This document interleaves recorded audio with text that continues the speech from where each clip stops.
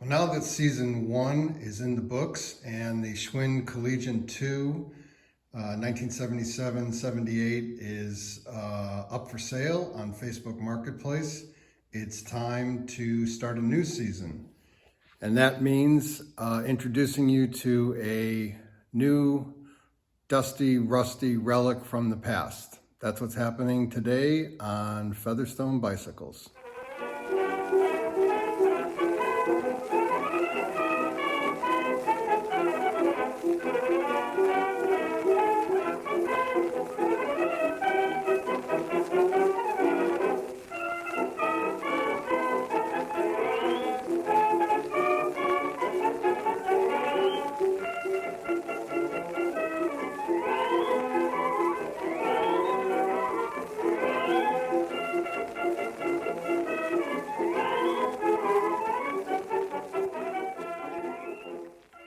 So the bike we'll be working on in season 2 is also a 1977 Schwinn. This is a true 77. It was manufactured in Chicago in May of that year, and it was available in the 1977 catalog. It is a Schwinn Breeze, 3-speed, and a ladies model, which all the Breeze were. This kind of frame now is referred to as a step-through. This bike is pretty unique in that it is about 99% complete from when it was purchased from the Schwinn dealer. Do a little walk around here and see that it is in very rusty condition and pretty dirty as far as the paint goes on the frame. But I can tell from the few little places that I rubbed off to check the serial number and whatnot that the paint is in really good shape, as are the original decals. But the chrome fenders on this, you can see, are very rusty. The rims of the wheels are extremely rusty. And it is a 3-speed, as I mentioned, which means it has the Sturmey Archer 3-speed hub and as the rear wheel. But the cable for that is in good shape, which is good news because those are hard to find. One of the things that's exciting me about this bike, as I said, it's about 95% complete. The only things that are really missing are the hardware for the fenders, which is easily replaced even with some new hardware that looks like the old hardware. But I do have a source locally for some of that original hardware, although it would be used, that's fine. And then the chain guard, not this screw that goes here, but there's a screw in the back that holds the chain guard to the frame. That bolt is missing. That's also easy to replace. Obviously, if you've been watching carefully, you can see the chain was missing, and I've already sourced that. The only other thing that looks unoriginal is the seat. The seat's in really good shape, although I'll put a picture of her from the 1977 catalog, and you can see that that's not the same kind of seat that was shown in the catalog. That doesn't necessarily mean this seat isn't original. I'm not sure if that's the case. I mean, sometimes, you know, when someone would go to the Schwinn dealer, they'd see the seat that came on the bike and say, you know, I don't like that seat, can I get a different seat? And then, you know, of course, they would change the seat out for you. I just don't know if this particular seat is from the 1977 era, but we're gonna go with it. I may have a source for an original style seat, as you saw there in the catalog, one that's in, you know, good shape. And if that's the case and I can get it at a good price, then I may go ahead and change that, because I do like to keep them original based on what they looked like in the catalog. That's a rear reflector. And that is original from that year. It's a little bit different from the earlier Schwinn breezes that I've done. I've restored in the past, rejuvenated, excuse me. That large vertically oriented rectangle was something they came out with later. The other two Schwinn breezes that I've done in the past was a round reflector in the back there. Head badge is there. Front reflector is there. The shifter for the 3-speed has a little issue here, but I think that that's just gonna be fixed with a little super glue. Pedals are in very good shape. The one thing that I'm really intrigued by on this bike is that I think this bike was purchased, it was ridden for a little while, and then it was just stuck in a basement or a garage until I picked it up. And the reason I say that is these are the original Schwinn tires. You probably can't see the lettering on there on the video, but you can see the tread is still in very good shape, and there really is no cracking, dry rotting on the sides. When I take this apart later in the video, I'm actually gonna try to just put air in these things and see if they hold for a week or so. And if that's the case, I'm actually gonna save a lot of money on this rejuvenation, because I'm not gonna have to buy new tires or new tubes. And it's just remarkable that this bike is in this good a shape. And the only damage I can see is actually the original sticker there from where it was purchased. But the only damage on the paint is a scrape here.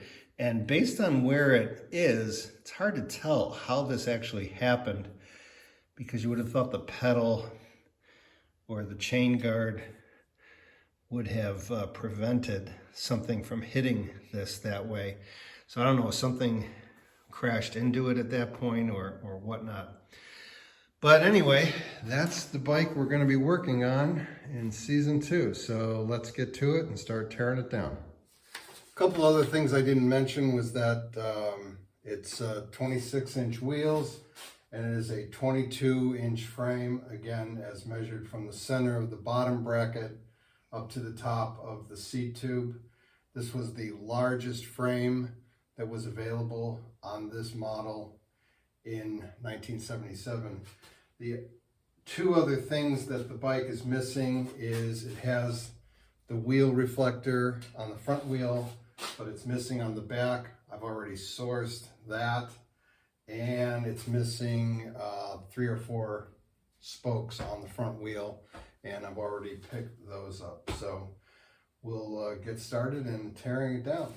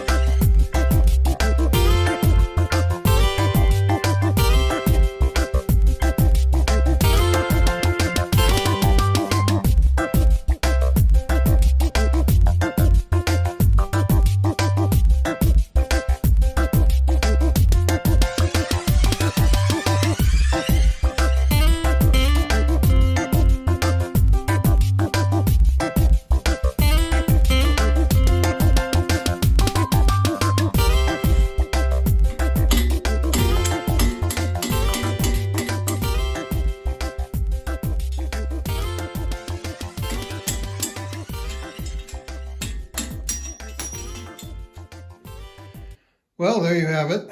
Bike is all disassembled. Well, major parts are disassembled. As I mentioned in the first season, I keep some things together.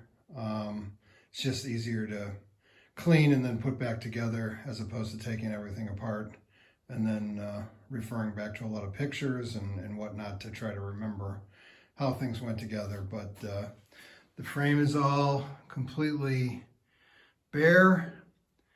The wheels and the fenders, as I mentioned, I'm going to put some air in those wheels right now. See how they do over the next week or so. And then everything else is on this shelf. I've put the fork back together because sometimes it's a challenge to remember which way the bearings go and whatnot. So the kickstand you saw was a little bit more challenging than last season. Had to use a little nut, you probably noticed, as a wedge in between the crescent wrench and the retainer ring for the kickstand, just to give it a little bit extra push inside, and kept the brakes all together. One thing I didn't mention earlier was that I'm not really sure that this bike, again, like I said in the intro, that I think this bike was ridden a little bit and then put away, because these brake cables, it's kind of hard to see and do with one hand, but they still have the little end caps pressed on, which are almost never there for a bike this old. I usually end up buying brand new cables because they're always frayed at the ends here, and then I have some caps, new caps that I put on. But these caps are still on, and the cables, although a little rusty at the exterior where they were exposed, seem to be in really good shape. And I'm going to spray a little penetrating oil into the cable housings and see how these cables do, because it would be great to just be able to keep them. So we'll see how that works out. Otherwise, everything came off pretty easy. That fork was a little bit of a challenge. I always forget to leave the front wheel on. As you probably saw, I ended up putting the front wheel back on because you need it in order to get leverage when you get that nut off the top. So learn from my mistakes. That's it. Thanks for sticking with me, and I hope to see you next time on Featherstone Bicycles.